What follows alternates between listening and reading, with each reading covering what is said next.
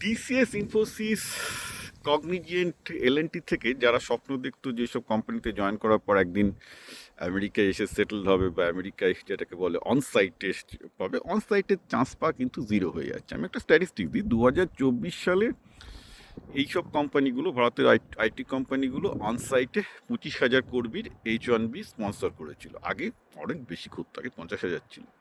যাকে 2024, 2 বছর আগে 25,000 করেছিল।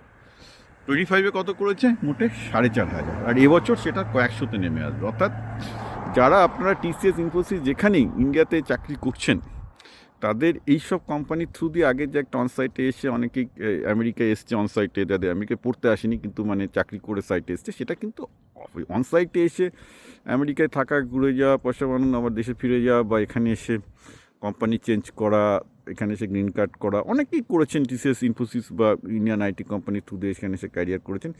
That path is completely close as of now today. Okay, সুতরাং যারা এইসব কোম্পানিতে জয়েন করে ভাবছেন যে আমেরিকায় অনসাইটে আসতে পারবেন না, কিন্তু ইউরোপিয়ান ইউনিয়নে প্রচুর নেবে। So the good thing is European union এখন খুলে যাচ্ছে ইন্ডিয়াদের জন্য, সুতরাং ইউরোপের দেশগুলোতে সেটেল করার চান্স কিন্তু বাড়ছে, হুইচ ইজ গুড, কারণ ইউরোপ আমেরিকার থেকে অনেক ভালো থাকার জন্য। আমি নিজে ইউরোপে থেকেছি বেশ কিছুদিন, স্টুডেন্ট অবস্থায় আমার ইউরোপে থাকতে অনেক ভালো লাগে। এখানে it's a very defined society, uncultured society.